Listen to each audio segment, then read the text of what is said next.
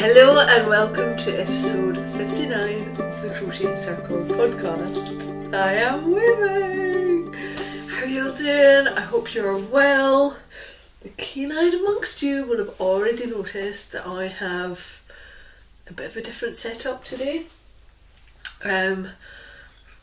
Claude for some reason has like this massive halo above his head. I think it's because one of the downlighters. But I'm testing out some new equipment today, so if you're watching, hopefully it's an awful lot brighter.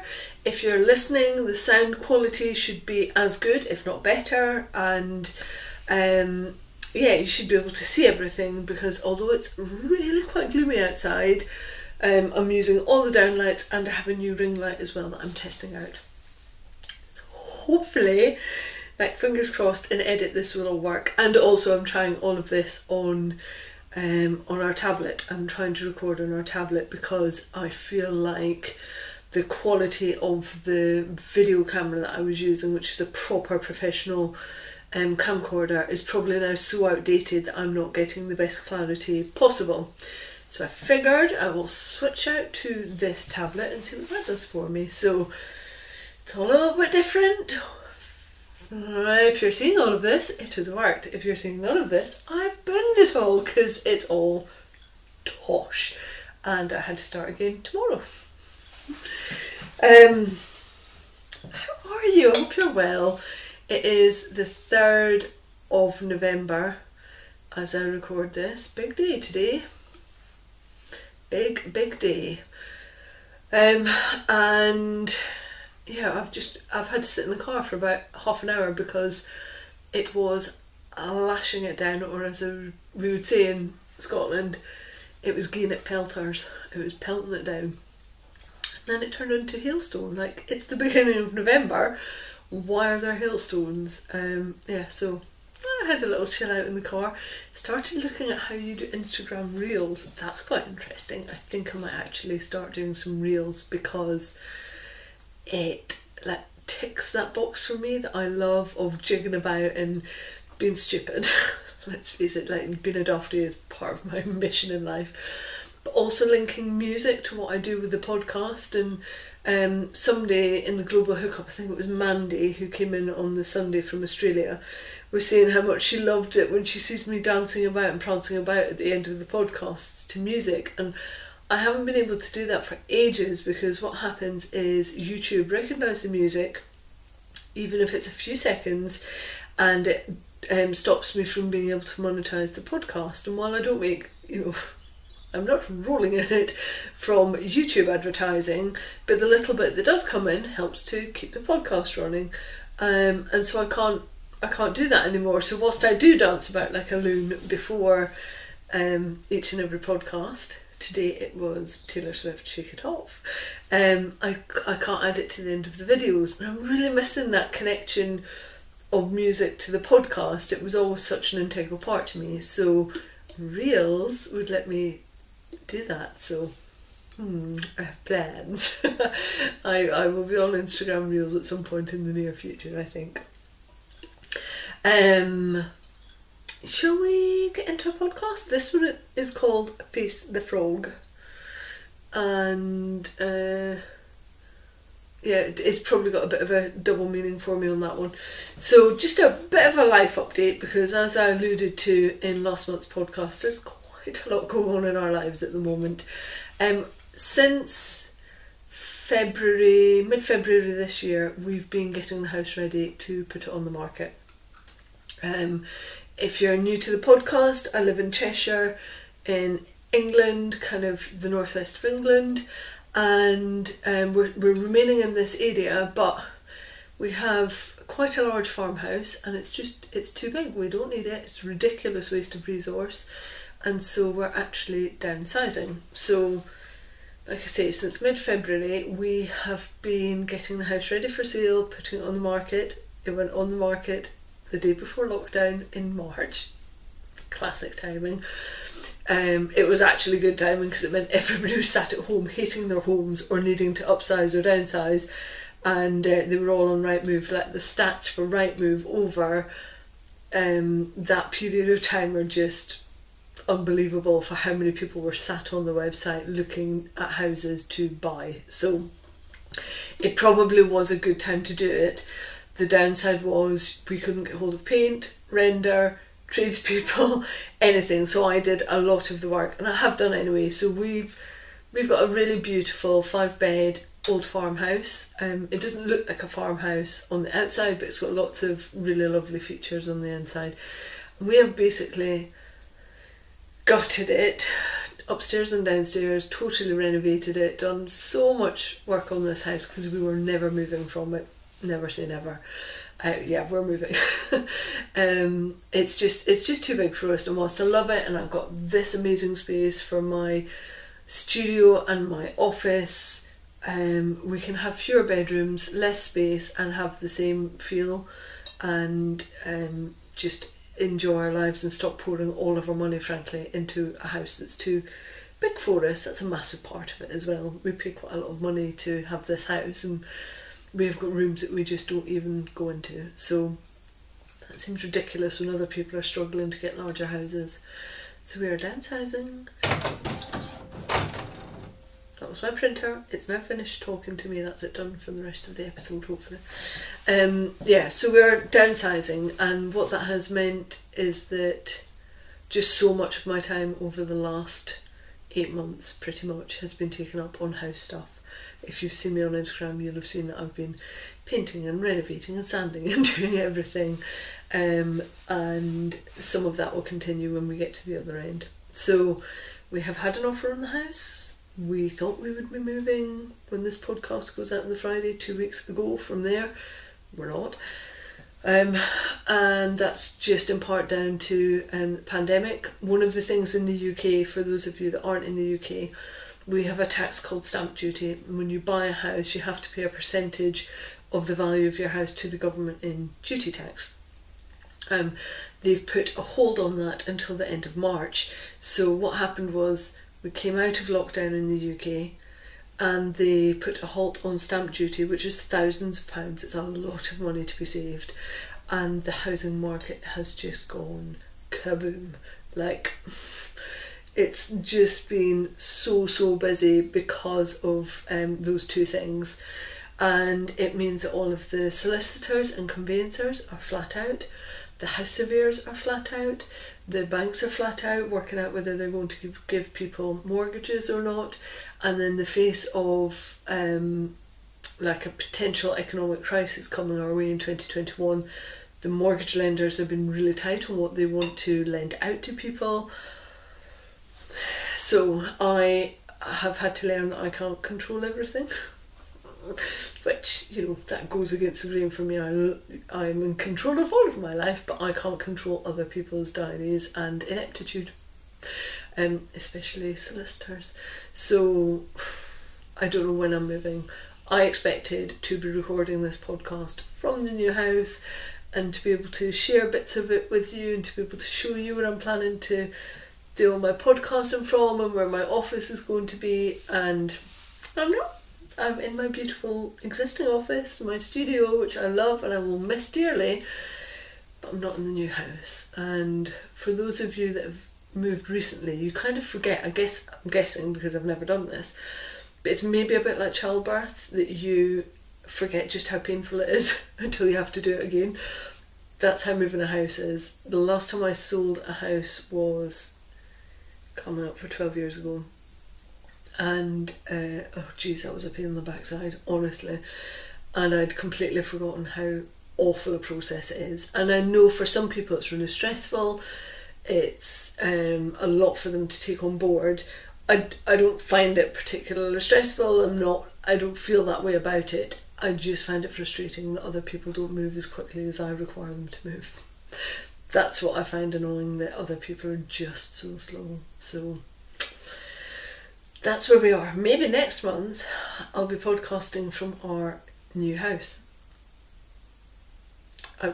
Give me wood to touch. I want all the wood to touch. Can you all just go and just touch a little bit of wood for me and send me all of your good juju, because I want to have moved house this month in November. I don't want it to lag into December, even with the second kind of lockdown wave, although it's not quite the same, we're still allowed to move house, so we can still do it before the 2nd of December, before they decide whether everything opens back up again. I just want to move house. I packed the house up weeks ago. Like weeks ago. So we've been living in and around boxes. There are rooms that we just don't go into anymore, that we don't touch. There are rooms that have been completely cleaned down, and we've called them lockdown rooms, and there's like a grid on the fridge for the rooms that you're allowed to go into, the rooms that you're not allowed to go into. And yeah, it's just now, it's at the point where I just want my stash back. I want to be able to go and fiddle with my stuff, and I want to know where everything is. So today I had to completely empty out one of the packed up rooms to go and find my hat blocking model thing, and some more yarn, and my pom-pom makers. I still haven't found them. I don't know where they are. Like, I haven't got a clue. So I'm going to have to go back through the room again to try and find my pom-pom makers, or use a different method, because life is too short to go through an entire room of boxes to find a pom-pom maker. I'll use a fork. Yeah, I want that all to be done. Apologies if I sound like I've been moaning. I'm not moaning. Like, I knew what I was getting myself into, but I'm just ready to have moved. And I can't wait to show you the new house. It's another period property. It's just smaller and it's filled with light, and I'm so excited to be able to show it off to you, but not yet. That was quite a long-winded kind of life update, but that explains why I'm quiet at the moment, and also maybe explains why there's very little output coming from me in the podcast. There has been loads of output. I have been on it, but a lot of it is for commissions, and I can't show you them until they go live. But just to say, this month I have done 4 shawls, finished off a cowl, done a hat, and a pair of mittens and a bauble. That's just this month. So yeah, like, everything else is still really busy, but unfortunately it's just not stuff that I can show off yet, but I will be. Shall we do old dog new tricks? Let me just get my yarn for this. So I have been working on a jumper. It's called the Colourpop Sweater, and I introduced it in last month's podcast and said it was what I was going to be working on. So knowing that we were meant to be moving 2 weeks ago, I had pulled out a couple of quite chunky projects I knew I could do during the move, and they were kind of put-uppy-downy projects. I didn't really have to memorise a lot, and also that they were long-term enough projects that it might take me a couple of months to be able to finish them off. So the first one that I'm going to talk about is actually the Colourpop Sweater. It's by Jomi Conradi, who is my square hat on Instagram. And you may remember I was doing it in quite deep oranges, and that's what I was putting down to the sleeves, coming up into richer kind of pumpkin-y, mustardy tones, and that's what my main body was going to be. And I had 400 grams of DK in quite a light in quite a light, oh my word. Let me take coffee. Maybe coffee will help me be able to say my words properly. Yes. In quite a light DK at 280 metres per 100 grams.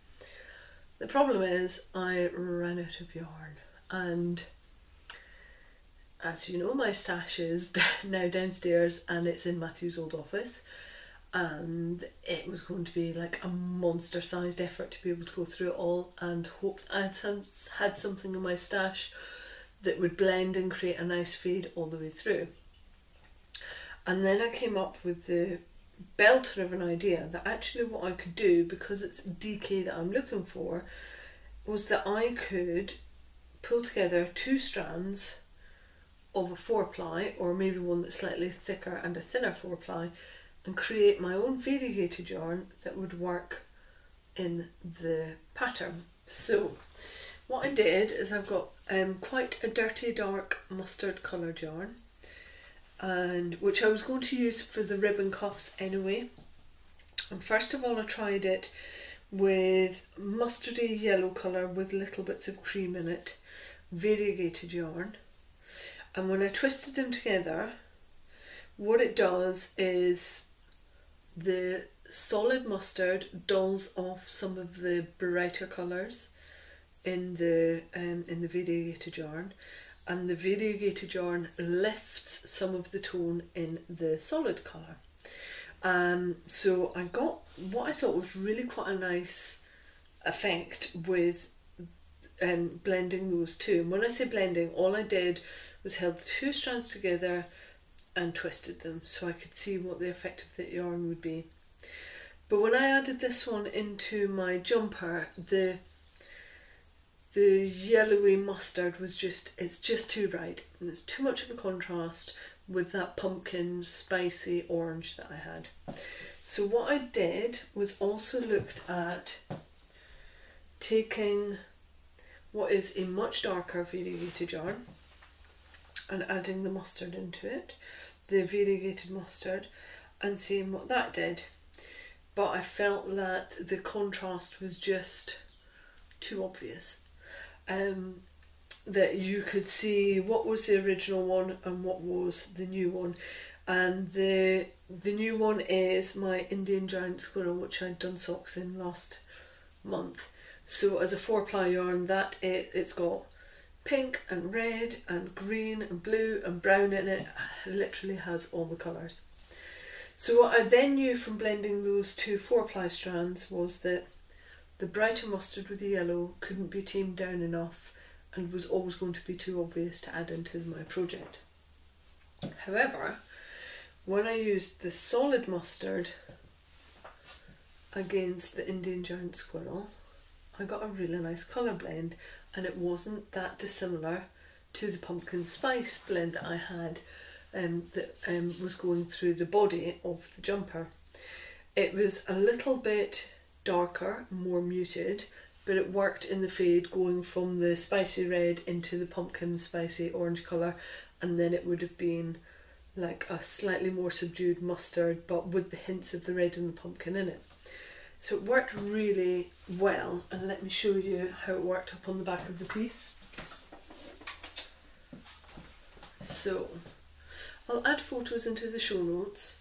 What I'm showing up is the arm of my jumper, which you can see is much darker, and then it's got this really nice fade going into the pumpkin orange colour, and then there's a decent fade going from the pumpkin orange into the blend that I got. Now what I would say is, if this is something that you're going to do, ideally you want to double check that your yarn, the two strands that you're pulling together, are going to make pretty much the same thickness of the one that you are fading it into, because otherwise mine was ever so slightly thicker. I'm showing it up, but you can see that it kinks out a little bit because it's thicker. Even though I used the same hook size on it, the fabric is denser and the stitches are bigger because the yarn is of a heavier weight. So whilst I really like the fade that I got from one colour into the next, I'm still going to have to frog it, but I'll come on to that later. But the point of this Old Dog New Tricks is that you don't necessarily have to go out and buy more yarn. And yes, I could have done that, but I think it would have been really hard to have judged a yarn colour for this online. And obviously there are no yarn shows. None of my local yarn shops do variegated yarn like this. Like, you're lucky to get variegated yarn in them, full stop. So I knew there was no way that I could go out and shop for, physically shop for something that would work. And also I don't want to go out and physically shop for something that's not essential. And so that's why I came up with this blending idea. But just play about with it, play with your strands, see if you like the look of it, and play about with it in your project as well, and make sure that you like the fabric that you're going to create and that it won't create such a difference. So I can definitely feel the difference between my one strand DK and the blended one that I've made is much thicker, it's much denser, and whilst it was going to be on the back of my jumper, I didn't really care about that. Actually, I think it probably would have annoyed me in the end. So it's one of the reasons it's getting frogged. But that's how you can create your own colour blend from existing stash. It's quite a handy tip, really. The second tip that I have for you, because it's two, you get a bumper today, is around an easy way to frog your project. So, I know somebody always asks, why is it called frogging? It's because you rip it back. You rip it back, so it's like ribbit from a frog. I got this trick from my friend Katie. She got it from somebody from Instagram. Let me show you. I've got my live yarn here, and I don't mind ripping this back a little bit. If you have your live edge, roll it up into a sausage and you can hold it. And again, I will have photos of this in Instagram. By rolling it up into a sausage so that your live edge is at the top of your, I say sausage, it's more like a Swiss roll. Roll it up into a Swiss roll. Make sure that your live edge is on the curled up part, the scroll part of your Swiss roll. And then you can just really quickly pull the yarn out. And what it means is you're not doing big, massive movements with your shoulders because you're going from one side to the other, which is a real issue for me. It's a cause of concern, and I get my shoulders screwed anyway. But when I'm doing those big movements diagonally, they're the ones that give me real issues with my shoulder. So by rolling it up into a sausage roll, I'm not making those big movements. It's just really easy to rip out my work, and I'm doing less movement, but my little Swiss roll, fabric Swiss roll, is just being pulled out really easily. And then you could actually do it, potentially, if you were to hold that between your, maybe between your knees, you could be winding it back into a ball at the same time. Life changer, absolute life changer. Everybody needs a Swiss rolled frog. That's how to do it. It just stops those mass movements, and it's a really neat way of being able to frog back your project. You're welcome. So moving on to en route. There's no point even talking about finished objects because there aren't any that I can share with you. So en route, the one thing that I can show you that's crochet is this Colourpop sweater. And I mentioned earlier that I am going to frog it, but I'm going to frog it and remake it. And let me show you why. So, you know, I have to fiddle about with a pattern. Now, the way that this is constructed is really great. I like it a lot. I think Joanie has created a very interesting construction for a jumper. So what happens is you start at the bottom of your sleeve down at the cuff, and you work in spirals. You would actually do the ribbing, but I'm going to do knitted ribbing for the collar, the waist ribbing, and for the cuff ribbing. So I've started with the crochet. It's done in linen stitch, also known as moss stitch or tweed stitch, and you basically do it in a spiral all the way up and round. So I've created some really nice increases based on Julie's pattern, and then once you've got to the end of your sleeve, you add a bunch of chains, which would be the length that you require from your underarm down to wherever you want your jumper to come to, minus the ribbing at the bottom. And then what you do is you work back up the chain, around the sleeve cap, and back down the chain, turn and do another row, and your row is then back down the chain, around the sleeve cap, and up the chain on the other side. Really interesting construction. I have never come across a garment that is done that way before, and I really like it.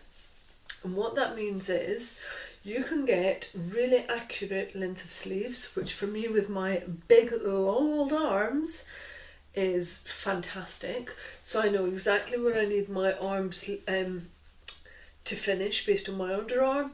This is the best, like in terms of a jumper, this is the best fitting sleeve I have ever made myself off the bat from a pattern without having to try and block it aggressively to make it longer.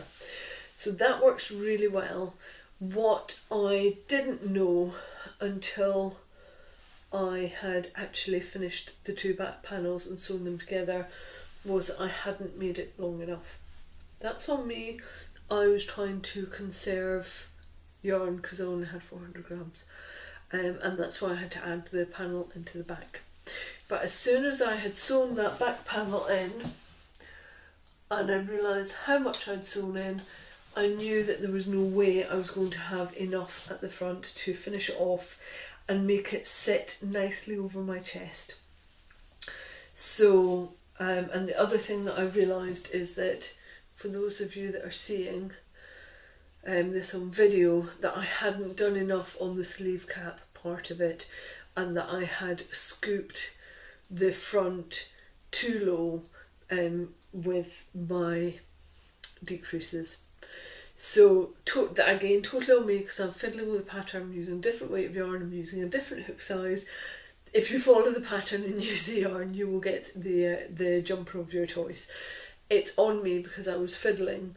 So what I now know is I need to add probably at least another 2 inches onto this, and what that means is I can have a much shallower scoop for my neck, and be able to add length to this overall piece and not have a different fabric on the back. Now the other thing I would say is I was really trying to push the boat out by using these colours. I wouldn't normally wear a garment that is this faded and this bright, and I was really trying to push myself to do something different, and it's just not me. Like, for loads of other people, you'll be looking at this going, I love the colours, and I do. Personally, I love the colours. I just don't like them. Even the pumpkin one up at my face, they're just doing nothing for me, and I know that when I make this, remake this in a solid colour, maybe with a mustard at the cuffs and the collar and on the ribbing, I know I'm going to wear it all the time because I know I can get an amazing fit with it and not try to square peg round hole yarn into a pattern, and that's what I've done. And the other thing is I've got little bits of colour pooling that are happening on the sleeves, and I know it's minuscule, but frankly if you're going to spend this many hours on a pattern and this much money on yarn, I want something at the end of it that I can wear and be proud to wear and want to wear. I've made the mistake before with making garments that I've then not worn because there have been elements with them that aren't right, and there are just too many elements with this that aren't right. I mean, you can see now, even if this was done up, that would be such a massive scoop. It would be falling off my shoulders even with the collar on. I would basically end up looking like a busty wench from like a 16th century tavern. It's not the look I'm going for. Like, I could get a wonder bra and really go for it, but no, it's just not me, so I'm not going to do that. So let me take this off and I'll give you another tip. So there are elements of this that I really love. I like my sleeve length. If anything, I could take it down a little bit because I'm going to add a cuff onto that. So I could frog this whole thing right now. However, that wouldn't give me this as a frame of reference when I start my next one. So what I'm actually going to do is keep this so that I can make sure that when I work up my next one, my sleeves end up roughly the same size, that I get the circumference to be right, and that I know that I will make the length longer than this one, and that I will change the scoop in the neck and make the shoulder caps longer. So rather than frog it, I'm going to keep this. This is the thing that I'm going to keep on measuring my new version up against, and then once I finish the one that I think I'm going to really love, then I can frog this. And because it's linen stitch, I don't think it's going to be like that kinky in the yarn, so I can probably get away with not washing it and maybe just weight it down to relax the yarn a little bit. So whilst it feels like a tale of woe on my Colourpop sweater, I just know that I'm going to love the next one because I already love the feel of this, and I can see the way that I can make it fit me just exactly the way that I want it to fit me. So it's not all bad news. I will make this again, and I will make it right. And let me show you what I'm going to make it in. So as I alluded to, I'm going to remake my Colourpop sweater in a solid colour. And the colour that I'm using is this very deep teal. It's like the teal that you get in the blade of a magpie's wing. That's what it's like. It's beautiful. And it's Erica Knight's British Blue 100. It's 100% Blueface Leicester, and it's British grown, British spun, and it's lovely and soft. I've worked with this wool a lot, and so I know it's really lovely. I know it's going to pull because it's Blueface Leicester, but frankly I'll just glean my underarms, which is it will pull for me in my underarms and down the side stretch of my bust basically, but I'll just go over that and glean it to take the pills off. So I reckon I've got 700 grams of this, and I suspect, having looked at my first trial on my Colourpop sweater, I think I'm probably going to need all 700 grams. And what I'm going to do is exactly the same theory. I'm going to knit the collar, the cuffs and the ribbing down at the waist, and I'm going to somehow introduce this golden mustard colour that I've got, which came from, it's called Camgarn, and I got it in Iceland. So I've got probably 150 grams of this, and I think the two colours together are just really beautiful. So I suspect I'll be starting that this weekend. Keep a lookout on Instagram to see how I get on with that. I would just like to add that it's not the pattern's fault. You know what I'm like, I have to fiddle, I have to change things. It's totally on me because I just changed so many elements of the pattern to get it to be what I wanted it to be. But it will come good. I will start this and we will have a Colourpop sweater that I really love. It's just not that one. It's just got too many. It's like a comedy of errors for a jumper that So I don't know what else I'm going to use that yarn for, that like the feisty red and the pumpkin spice colours. I will need to dream something up for them. I don't know. I'll find something. So I haven't pulled together the project page on Evernote for my Colourpop sweater because frankly anything I can tell you at this point is about to be completely overwritten with my next version of it. So I will pull notes together on this and probably some nice photographs so you can see the construction, because it is really clever. You end up with two panels from sleeves, front panel and back panel, and then you sew those two.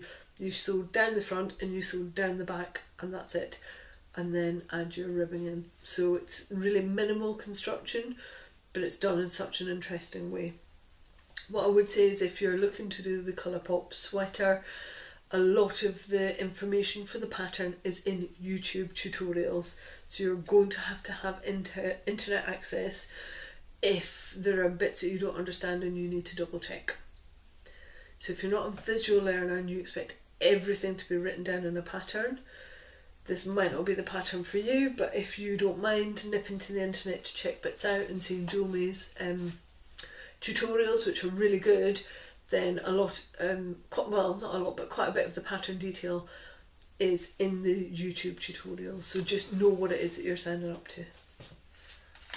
Step 2, I'm definitely starting this weekend, because all of that pretty much was done last weekend. I just was on it, was loving it, and then tried it on and went, oh, boo.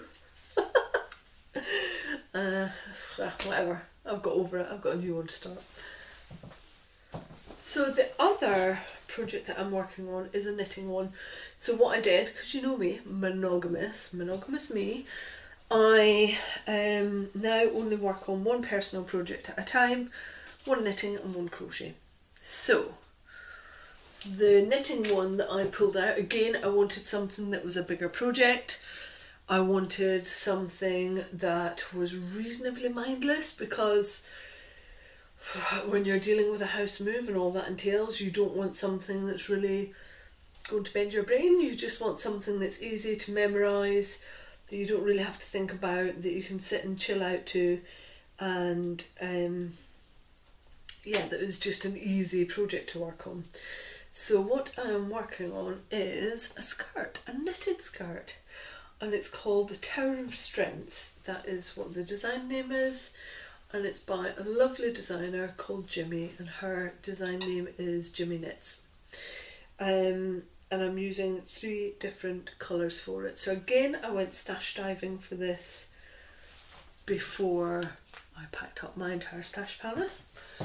And let me just show you, I'll pop a photo into the show notes of this skirt as it is, but it's basically based on, it's colour work, and it's based on columns in easy stitch repeats.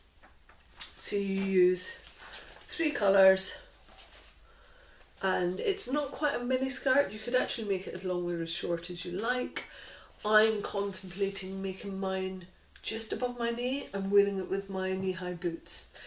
But it's got this lovely, just simple pattern repeat, because it's all knit stitch all the way around once you've done the ribbing for the top, and then it is just knit one colour, knit the next colour, knit one colour, knit the next colour, and then a couple of bands of one of the colours. And I really liked it when I got it. I got it at Yarndale year before last, and I really like the idea of having a knitted skirt, or a woolly skirt, let's say that. So the yarn that I hold out for it is by Ashford, as in the company that makes spinning wheels and looms. I bought this when I was over in New Zealand 5 years ago, maybe more, 5 years maybe. And it's Ashford 8-ply, and it's Ashford Capo 100% New Zealand wool, and they've got it down as a double knit, but it's 200 metres per 100 grams, which I would say is more on the end of Aran worsted weight. And I'm using 2 different colours of Capo. I've put details into the show notes. One of the reasons I went for this as my choice for the skirt, if you think about what I was just saying with my use of the Erica Knight wool for my jumper, I've gone into that knowing that it's going to pill, knowing that I'm going to have to keep on top of that and manage it. So for something like a skirt where there's a lot more, I think, wear and tear, where I'm going to be sitting down on it, where the potential for it to felt is greater, where the potential for me to rub up against stuff is greater, frankly, the potential for a little cat, an annoying little cat, to come and claw my legs is, it's not even greater, it's massive. I needed to get a wool that was going to really stand up to the task of being a woolen skirt. So the reason I went for the Ashford that was in my stash is not only because I had enough of it, so the quantities worked, hopefully, but also because it's a mix of Corriedale and Perrindale. So Corriedale is soft and lovely. It means that when I put it on, it's not going to make my bum itch when I'm sat down.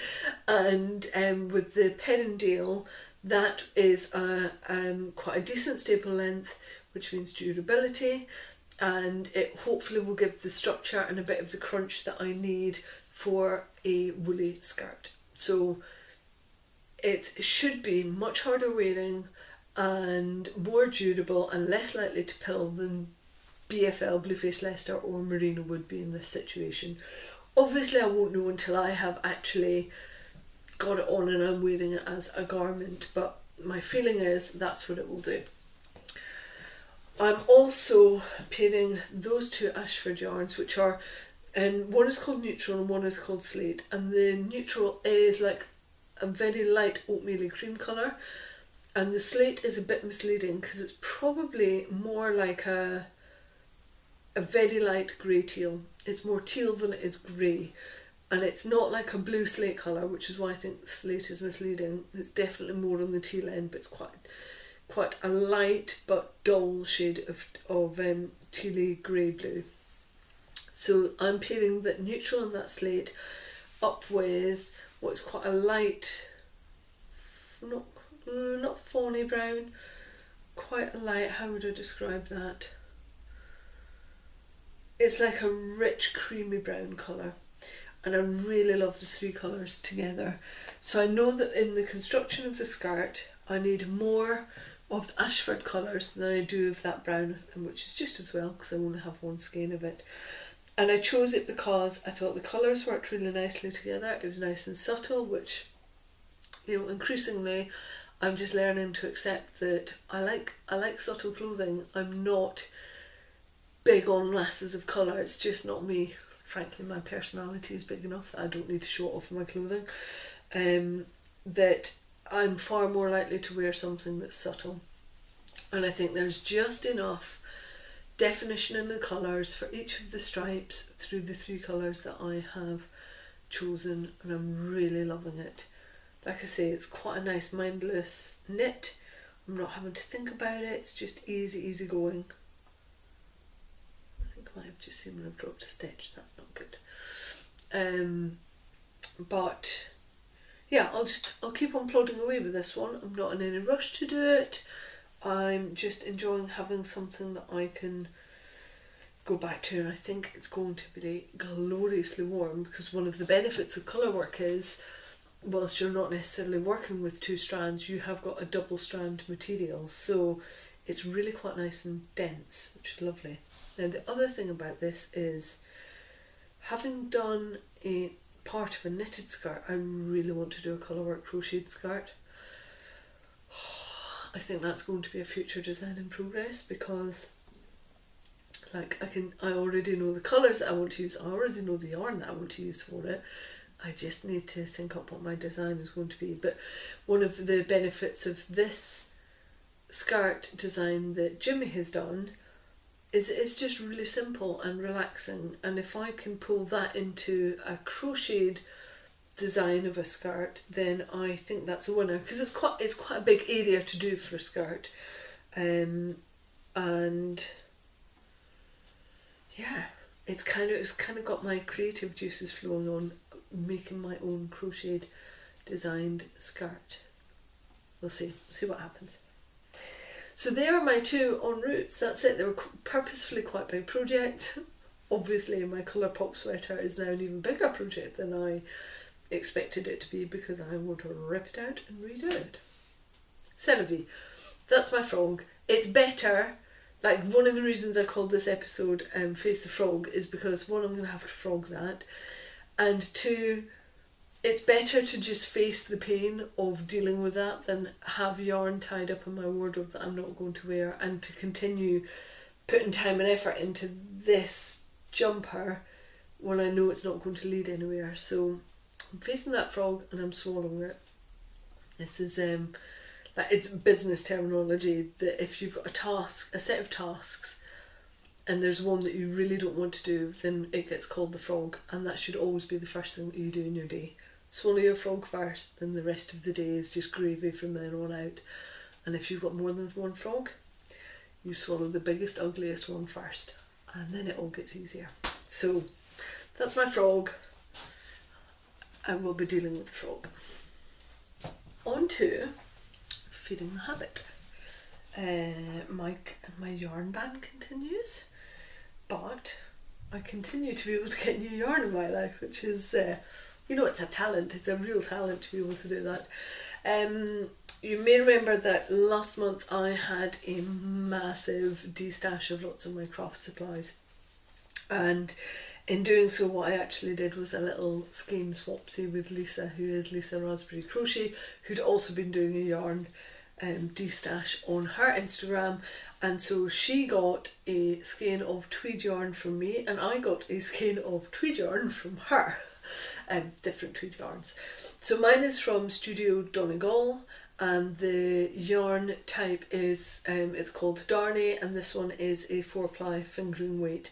It comes in at 410 metres per 100 grams, and it's 100% lamb's wool, so it is beautifully soft. And I am pretty sure that this one is spun in Ireland. I don't think it's Irish wool, but it's spun in Ireland. It's really lovely and soft, and it is quite a bright turquoisey colour, but it also has little flecks of mustard in there. I wouldn't quite call them neps. They are more like flecks of mustard that have been introduced into the yarn. I've got some other Studio Donegal in my stash, and so this is going to join it and become something at some point. But it's great because Lisa got rid of something that she didn't want and received something that she did want. And I got rid of something that I no longer wanted and received something that I did want, and all for the price of postage, and that was it. So this is the only thing, yarny thing, that has crossed the threshold in the last month. And I would say that having packed up my stash in many boxes, I am reminded of the fact that I probably don't need to buy yarn in 2021 either. I think, yeah, I'm not saying I'm going to sign up to a full yarn ban like I have this year, but I think that I just need to take a long hard look at myself every time I think I want yarn and just go, no, you don't. You've probably got something in your stash that you can use, or take your own words of advice and blend things to make a DK yarn instead. So let's see what happens in 2021. That said, when we move house and I get to the new house, one of the first things I'm going to do is have a little splurge to like pat myself on the back for having dealt with the house move, because I deserve it. I so deserve it. I've been dealing with all of it to kind of shield Matthew from it so that he can just continue to heads down and get on with his work. And yeah, it's been interesting. So as soon as we've moved house, I am buying me a jumper's quantity of something. I don't know what yet, but something is coming my way. Okay, so quick news beats. The November Global Hookups are on the 21st and the 22nd of November. So the 21st is a Saturday night one, 8 PM GMT. We're now in Greenwich Mean Time in the UK. And the Sunday one is 9 AM GMT. And yeah, come along and say hello. We have had some new faces of late, which is lovely. You can dip in and out. You can spend as long as you like with us, or come in later on, whatever you fancy. It's a very chilled out space. It's very informal. Often people are in their pyjamas, whether it's the Saturday night or the Sunday morning, and it's just a nice space to be with people and sit and craft and ask questions, and yeah, just generally it's a nice little community space. And I suspect some people might need it this month, because especially if you're UK based and elsewhere and you are facing second wave of being told to stay indoors. So yeah, come and join us. It's a really nice place to be, and it's full of just lovely people and good fun. My other quick news beat is to say thank you for the people that came back to me and said that they were also having issues with Evernote. I don't know what it is. It's less of an issue this month because I have nothing to put in for a project page for Evernote, because I'm frogging what I would have been putting down. But I'm on it. I'm going to try and sort it, and if I can't resolve it, I will find another way of getting that information to you. It might be that I have to just build up project specific blog posts for it instead, which wouldn't be the worst thing in the world. But what it might be is I use Evernote for my own personal build up of the project and then transfer that into a blog post. So just to say, I'm on it, and for the things that I've already put into Evernote that you're struggling to access at the moment, whatever resolution I come to, I will put the back catalogue of stuff into that new solution as well, so it won't be that some stuff is on Evernote and unattainable. I'll sort it out for everything, so, but just not now. I just have too much other stuff going on and it's not top priority for me, but I will get to it. It's in Trello, it's in my list of things to sort out for the podcast. Final quick news beat is to say thank you to the people that continue to support on Patreon.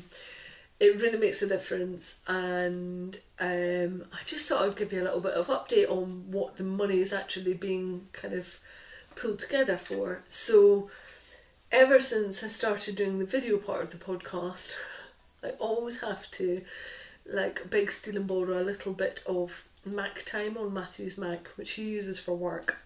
Like, he delivers training, so he's on it pretty much all day long. And so what I have to do is pre-agree with him when I can record, when I can get his Mac, so that'll be tonight, because he needs it tomorrow night, Thursday night. And it's just a real bind. It means I have to be very specific with when I record the podcast and when I've got time booked in to be able to edit it. So I've been doing a bit of background research, and I've discovered that I can get a really decent second-hand Mac from eBay for about £300 to £400. So I am pulling together all of the Patreon money, and I have also kept aside the money that came from the de-stash that I did, and I'm going to put it all together and get myself set up properly with a Mac so that I can edit the podcast in my own time and not have to get Matthew to boot him out of his office for me to be able to edit. So I think that will be, once we've moved, I'll be able to afford that. So that's what your money has been pulled together to do at the moment, and it just offers up so many other opportunities for me to do more bits and pieces for the podcast, because also at the moment I'm taking up loads of his hard drive space. Like, it just stopped work. iMovie stopped working because I had so much podcast stuff sat on his Mac. So he's been very patient over the last 4 years, and it's now time that I kind of get my own computer for the podcast, and I stop hassling him and stealing his office space to be able to do what I need to do for you guys. So that's what the Patreon money is going towards. I thought it would be a nice update to know where your money is going and what it's going to help to support in the future of the podcast. So thank you very much. So my next one is Big Up, and this one is going out to a lovely Crochet Clan member called Claudia. Claudia is based in Germany. She's always in Mighty Networks. She's always keeping stuff going. She's on Instagram. She's a multi-crafter. She's predominantly a crocheter, but she can turn her hand to pretty much anything. And she's been doing a lot of colour work crochet recently. And one of the things that she did was she designed a cowl, and it's called the Fae Cowl. Like, I don't know, other people that have got a name that isn't like a really popular name, you will understand this. As a small child, you go into places like petrol stations and you see those twirly marketing things of like keyrings and pencils and fridge magnets with people's names on them, and your name is never there. It's never there. Like, Fae is not a popular name, never has been, never will be. And even if, like, I think maybe 2 times in my life I've found things with Fae on them, and it's always been Fae with an E. It's never Fae without an E. So I've never had anything that's like for my namesake. So for Claudia to design a cowl and call it the Fae Cowl is like super special. She doesn't know this, but I've never had anything in my name, so it's just incredible to have something that's like designated to my name. It's really nice. She's doing loads of colourwork designs at the moment, and she's putting them all up for free in the Crochet Clan Mighty Network. So if you're looking to try some colourwork, She's doing a lot of them as cowls, which makes them really quick projects. I think she did the Fae cowl inside of 2 days, so really speedy. They're quite addictive as well to do colour work like that, because you're like, oh, next row, what happens with the next bit of the pattern? So her patterns are available in Mighty Networks. Go and have a look. But she's also been sneaking in some podcasts and showing off her crafting. It's really lovely. So check her out. I've added links into the show notes. It's the Sunbird Crochet. Check out what Claudia's up to. Really nicely videoed, and yeah, she just does some really nice projects. But check her out on Instagram, Sunbird Crochet, because she's a multi-crafter and her stuff is really lovely, and she is just like an all-round lovely human being. I have a lot of time for Claudia, and I know lots of you do as well. So yeah, go and give her a check out, and she gets my big up this month because she's just a fab person. She's lovely. Okay, and my j'adore for this month is you. I've noticed you.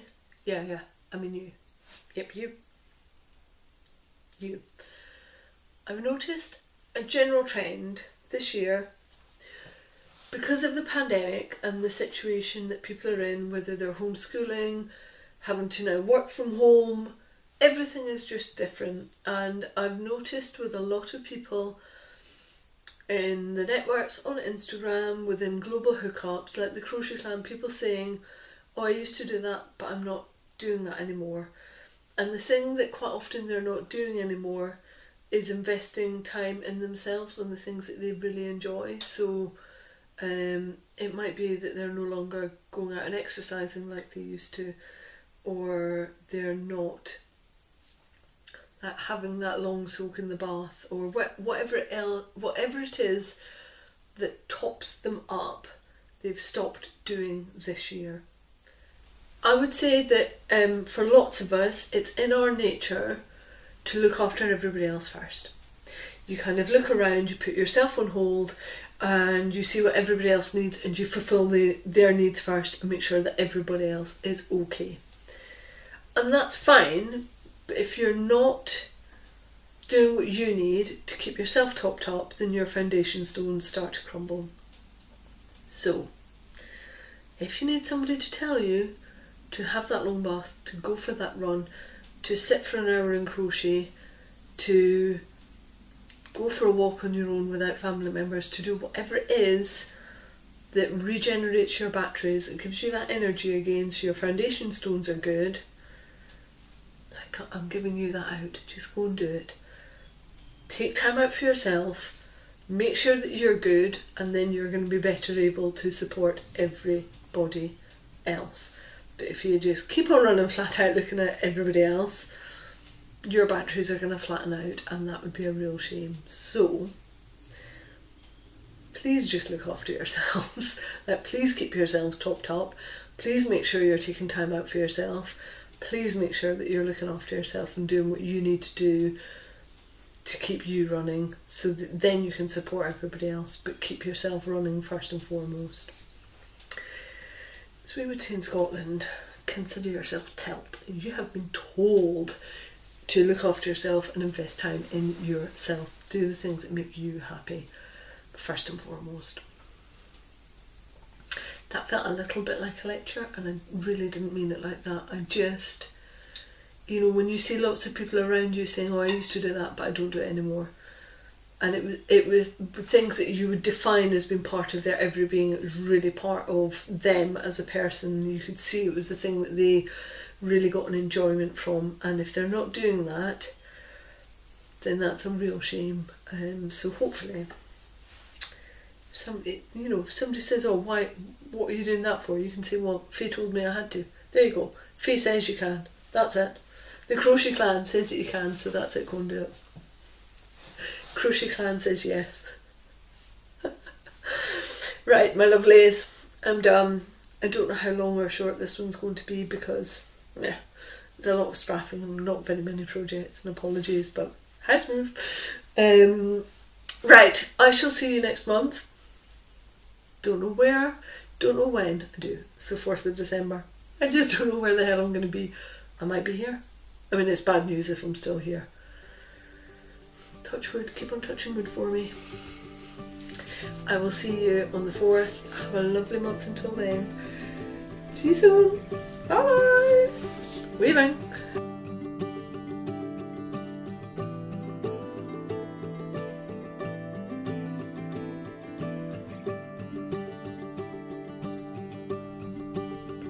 Oh, my new hair, do you like it?